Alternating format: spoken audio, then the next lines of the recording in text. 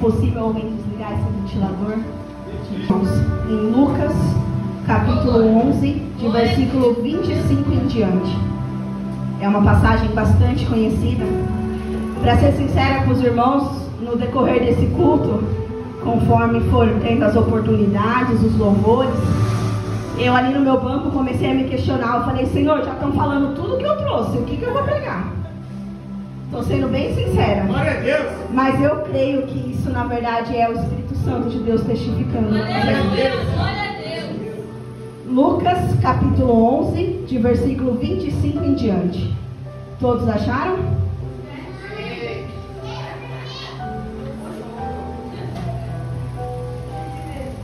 Devido ao tempo. Lucas capítulo 11, de versículo 25 em diante. O título diz: O Bom Samaritano. E eis que se levantou um certo doutor da lei, tentando-o e dizendo: Mestre, que farei para herdar a vida eterna?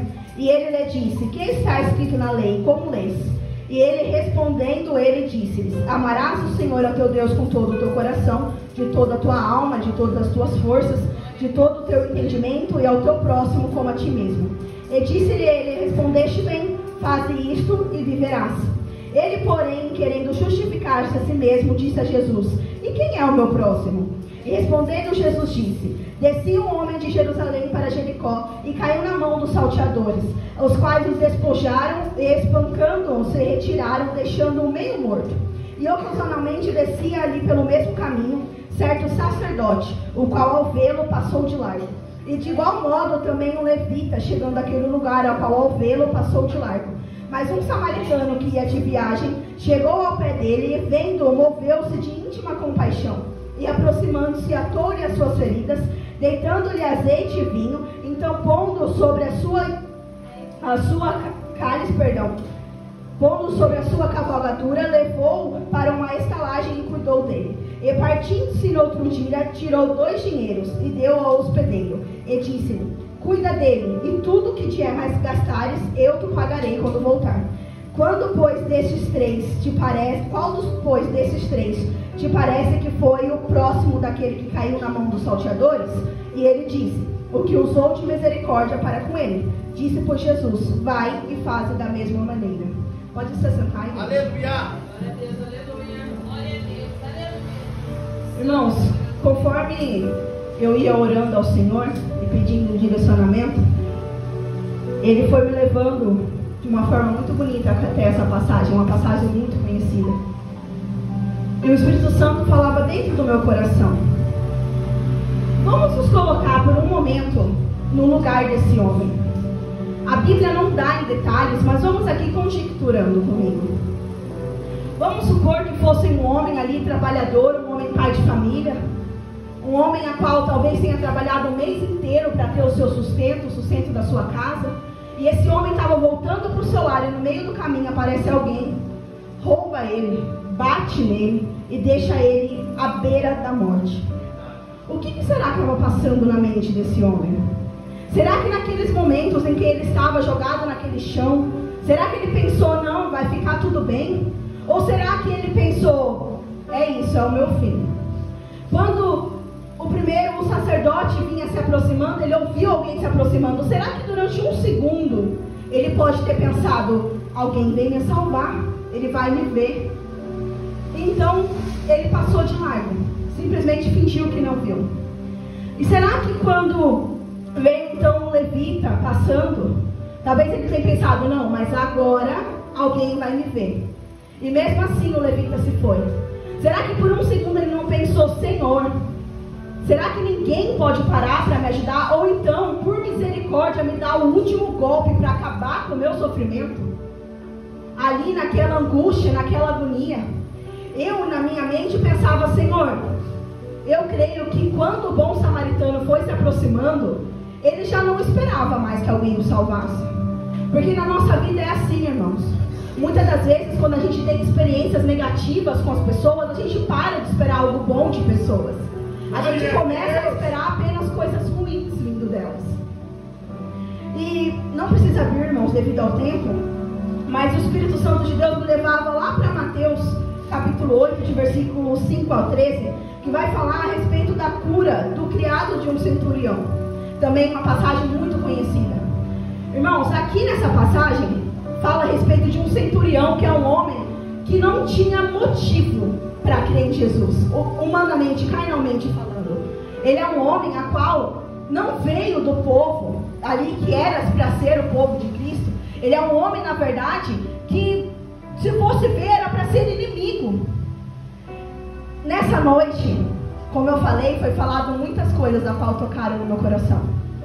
E antes de vir para cá, o Senhor falava dentro do meu coração: fala para minha igreja, abrindo um pequeno parênteses aqui, irmãos. Fala para minha igreja. Tem muitos aqui, irmãos, que já cresceram conhecendo a palavra do Senhor, assim como eu. Cresci numa igreja, cresci com a Bíblia, não era convertida, sendo sincera, mas conhecia a palavra. Mas tem outros aqui dentro, irmão, que Deus manda falar, que são improváveis, que são aqueles que todo mundo olhava e falava: esse não. Ou então chegou para você e falou: mas agora você vai servir a Deus? Agora que você já fez tudo que era para ser errado? Agora que você já perdeu tudo, agora que você vai servir a Deus? Mas continuando essa passagem, nós vemos que Jesus Cristo fala o quanto ele ficou maravilhado com a fé daquele centurião. Porque mesmo sendo improvável, através da fé dele, a cura dele entrou naquela casa, na casa dele. E Deus falava no meu coração, mesmo aquele mais improvável, mesmo aquele que a gente olha e fala: esse é impossível, através da tua fé é possível que a cura entre dentro da tua casa. Aleluia!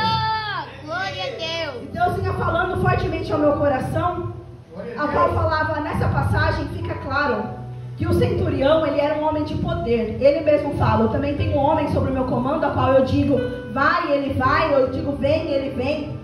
E eu fiquei maravilhado, eu fiquei pensando: Senhor, ele conhecia o Senhor, ele sabia do que o Senhor era capaz. Então por que ele não foi até o Senhor para pedir: Senhor, eu quero riquezas, eu sei que o Senhor tem para me dar. Senhor, eu quero ainda mais poder. Senhor, eu quero uma família melhor. Senhor, eu quero um cargo melhor. Não, ele foi até lá para pedir a cura de um criado. Nós vimos dessa forma. E aí eu perguntava para Deus: Senhor, de certo, como aqui fala, ele tem homem sobre o comando dele. Quantos criados que ele deveria ter? Um homem de poder naquela época. Por que ele se dignou a falar com um judeu, que era até então para ser o seu inimigo, para olhar para um criado? O que esse criado tinha para oferecer? E continuando aqui mesmo em Mateus, no capítulo 9, nós vemos a respeito da cura de um paralítico, a qual esse paralítico ele estava sendo levado em cima de uma cama até Jesus Cristo por seus amigos ali, para receber então o seu milagre. E novamente eu falava com o Senhor: mas Senhor, o que um paralítico tinha para oferecer? Porque a verdade, irmãos, é que antigamente não era como hoje em dia, a qual existem empregos adaptados para portadores de deficiência, a qual existe ali talvez até um auxílio do governo. Antigamente não. Na história nós aprendemos que os paralíticos, eles viviam na beira das estradas, os enfermos, os paralíticos, vivendo de esmolas.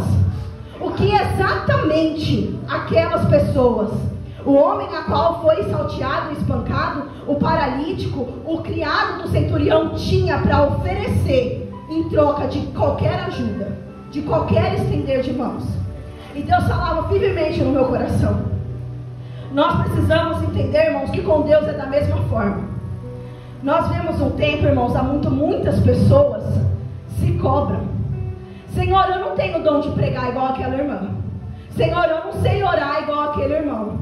Senhor, eu não tenho o dom de profetizar igual fulano. Senhor, eu mal consigo me aguentar às vezes. Senhor, eu não tenho a mesma aparência, a mesma profissão, o mesmo jeito de falar com as palavras. A verdade é que toda vez que o Senhor fala para eu ter uma oportunidade, eu travo, eu gaguejo, eu começo a tremer. E Deus manda te falar nessa noite: Deus já sabe que você não tem nada para oferecer. No sentido do quê? Ah, Senhor, quer dizer que nós não temos importância? É claro que não. Deus quer dizer que mesmo que você passe o resto da sua vida de joelhos dobrados, ainda não será o suficiente para pagar pelo sacrifício dele. Ele já sabe o que ele faz por mim e por você. É por quem ele é. É porque ele é a própria misericórdia. É pela misericórdia dele que ele age sobre a minha vida. Deus não está aqui pedindo que todo mundo aqui tenha jeito de falar, que todo mundo aqui tenha o mesmo dom, o mesmo jeito de falar, como foi falado pelo nosso irmão. Deus é aquele que cede os dons. Se Ele quisesse que todos aqui tivessem o mesmo dom, assim Ele faria. Mas Ele faz de formas diferentes. Ele usa pessoas de formas diferentes de acordo com a sua vontade. Quando Deus vem e Ele age sobre a sua vida, entenda, nós lemos lá em Salmo 136, verso 1. Louvai ao Senhor porque Ele é bom, pois sua misericórdia dura para sempre. É pela misericórdia dEle que Ele estende as mãos. Muitas das vezes a gente se vê como menores da casa, menores que todo mundo. Senhor, eu não sou capaz. Senhor, eu não consigo. Senhor, eu não aguento. Senhor, usa fulano, não usa eu. Senhor, faz isso, daquilo. Mas aí Deus começa a falar. Você vem na minha casa, você enche a boca para falar, usa-me, Senhor. Só que quando Deus toca o seu coração, o medo está ganhando, a timidez está ganhando, o desespero está ganhando. E aí Deus quer te usar para levar um abraço que seja, um copo d'água para o teu irmão, e você trava. E Deus ali, continuando falando no meu coração, irmãos, nos últimos cultos, Deus tem falado muito a respeito de pessoas machucadas, de pessoas que se sentem abandonadas, pessoas que estão ali, muitas das vezes, machucadas, doídas. E aí eu falava com Deus, e eu falava, Senhor, mas tem um motivo disso estar acontecendo? E aí Deus falava no meu coração, talvez tenha pessoas aqui que vêm falando, Senhor, eu quero muito a palavra de correção.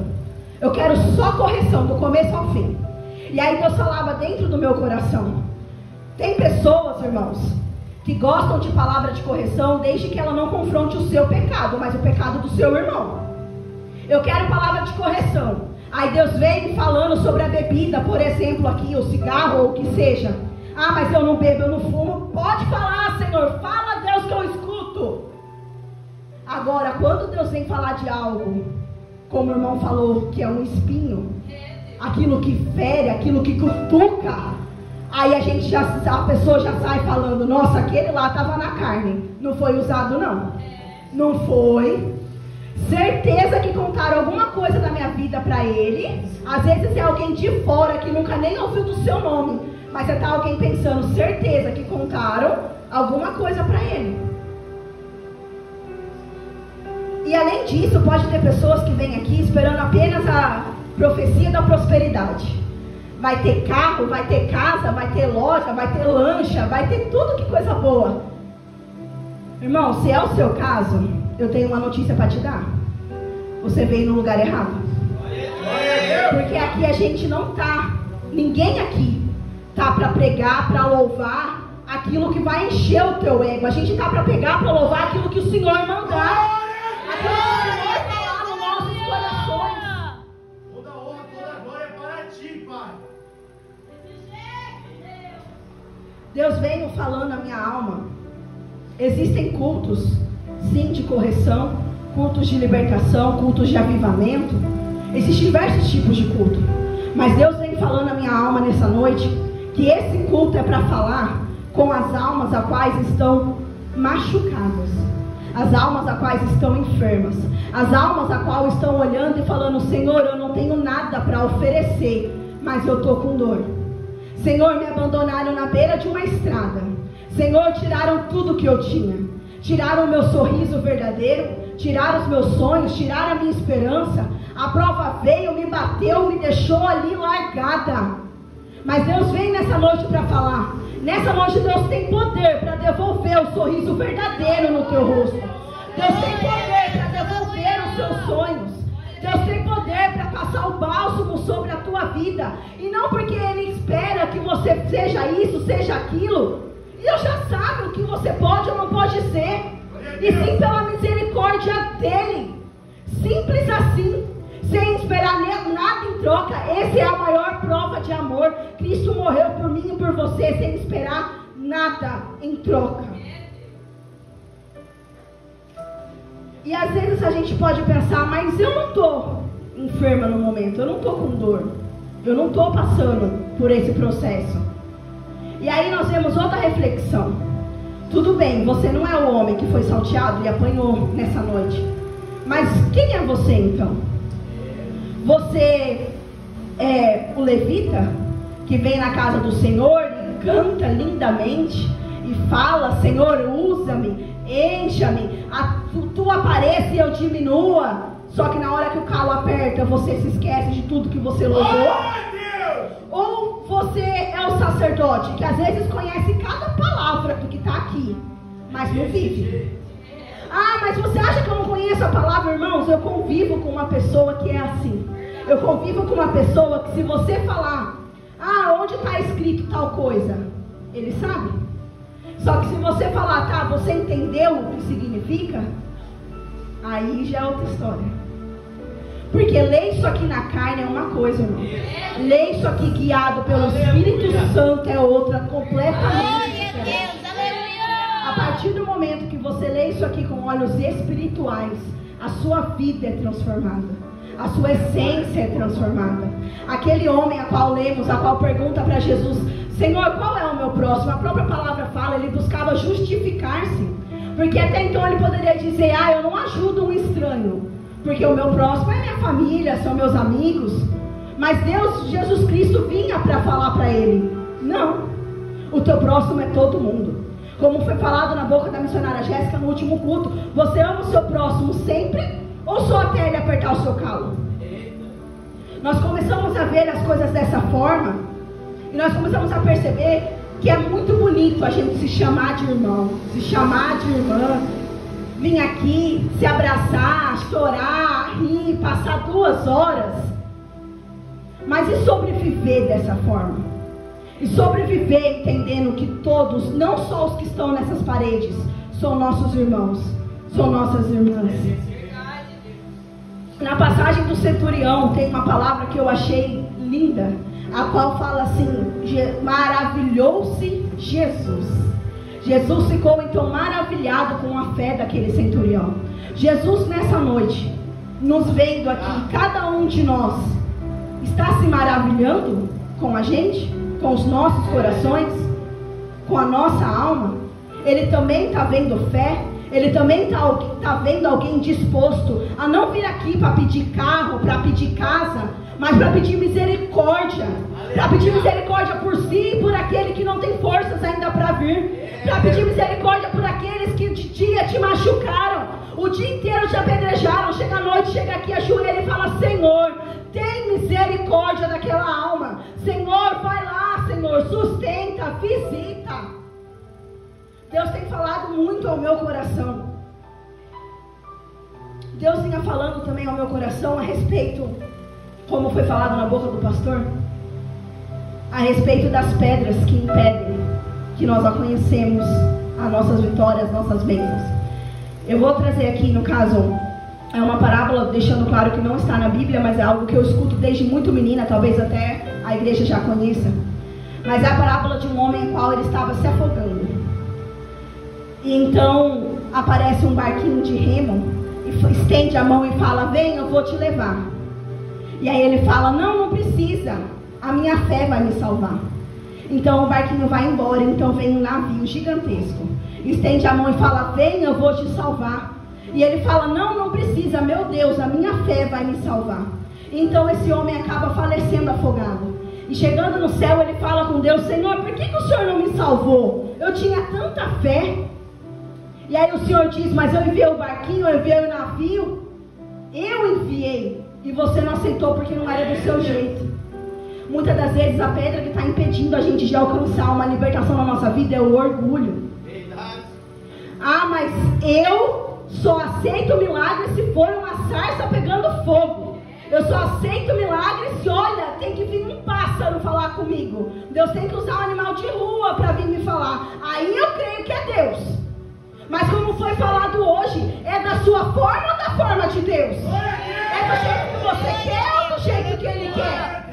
Será que você está tão metido em orgulho, tão cabeça dura, que Deus está enviando? Envia um, envia outro, vem um conselho, vem pregador de fora, um pregador da casa, vem uma criança, e você fala, não, Senhor, ainda não é comigo, ainda não é para mim.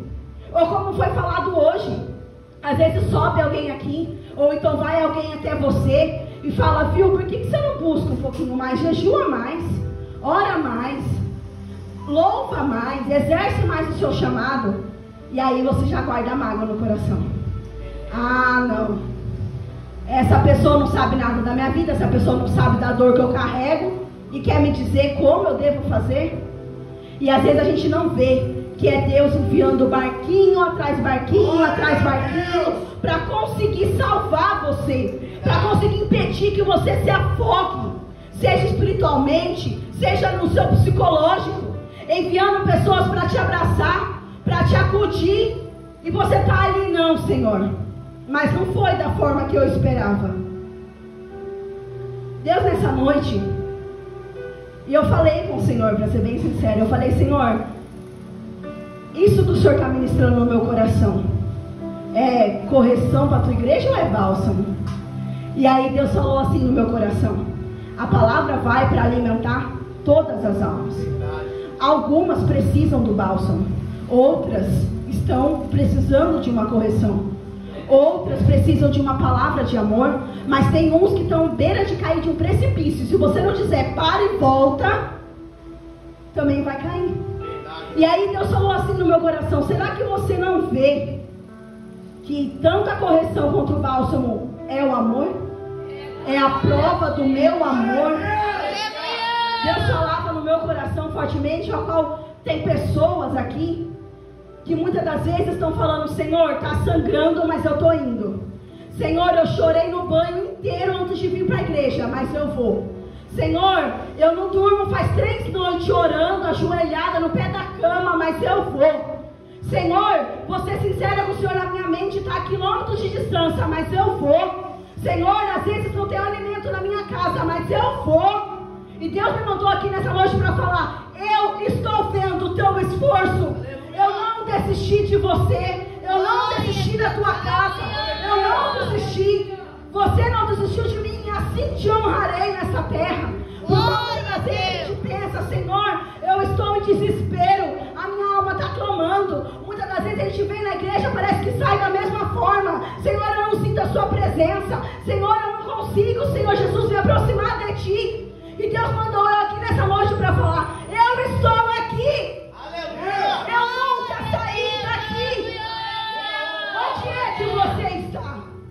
Onde é que a sua mente está? A sua mente está aqui nessa noite? Aleluia. Ou desde o momento que você adentrou dessas portas, você não abriu a boca para dar um glória sequer? Você não abriu a boca para falar um aleluia sequer? Isso, irmãos, não é para mim, não é para o pastor, não é para ninguém que tenha vindo aqui na frente, não é. Isso, irmãos, a nossa vida não conta como nada. A verdade é essa, não conta. Isso é para cada um de nós. Isso é para a exaltação da nossa alma. Isso é para Deus falar com cada um aqui. Aqui dentro tem almas feridas precisando de bálsamo. E aqui dentro tem pessoas que talvez não estejam feridas no momento, mas a gente sabe que a vida ela é como uma montanha russa. Tem dia que a gente está lá em cima, tem dia que a gente está aqui embaixo. Talvez hoje você não esteja necessitando, talvez amanhã você vai necessitar. E você está aqui disposto hoje a olhar para o céu e falar, Senhor, hoje eu não estou ferida, mas usa-me como usou o bom samaritano. Usa-me, Senhor Jesus, para curar uma alma. Usa, Senhor Jesus, para abraçar alguém que necessita. Usa-me, Senhor Jesus, para levar a tua palavra para alguém que precisa. Hoje foi testemunhado aqui pelo nosso pastor, a qual aquele moço enfermo, eu não conheço, irmãos, mas um homem enfermo que pediu para 4 pastores, irmãos, 4 pastores, homens ungidos, homens escolhidos, e mesmo assim não tinha. Isso, que foi a hora que o pastor começou a contar, eu falei, ô Senhor, que nós não sejamos dessa forma, que nós não sejamos como levita, que nós não sejamos como sacerdote, mas que nós sejamos como o bom samaritano. Aleluia! A fim de curar.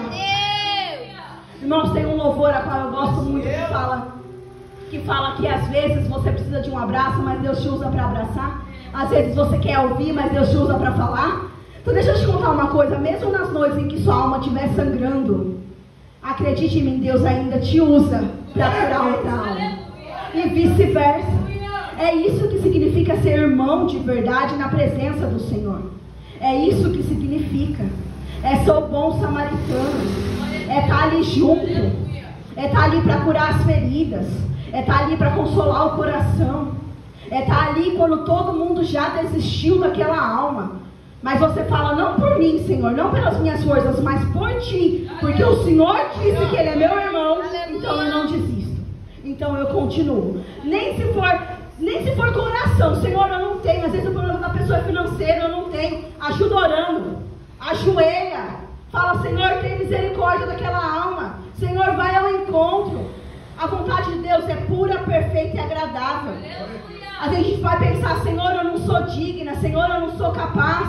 Senhor, eu não consigo. Irmãos, em nome do Senhor Jesus, vamos tirar essa frase da nossa boca. Eu não consigo.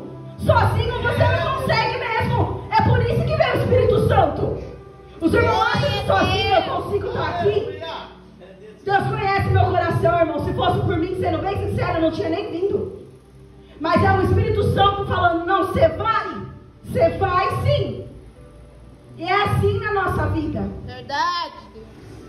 Deus manda, toca fortemente no meu coração para dizer, tem pessoas aqui que estão passando por dores a quais eu, Jennifer, não consigo compreender. Tem pessoas aqui que às vezes pode estar falando, Senhor, mas eu não tenho nem mais vida espiritual para buscar. Eu não tenho mais força de orar. Eu só choro. Saiba que Deus sabe o significado de cada uma das suas lágrimas. Deus usou há um tempo atrás o irmão Rafael para falar essa frase para mim. Deus sabe o significado de cada uma das suas lágrimas. E isso gravou tão fortemente no meu coração, a qual eu entendi que mesmo nos dias em qual eu não tiver força para falar, Deus sabe o que eu estou sentindo. Mesmo nos dias em que eu não tiver forças, Deus sabe. Deus está ali por mim. Deus não desistiu de mim, assim como não desistiu de você. Eu peço que a igreja se coloque de pé.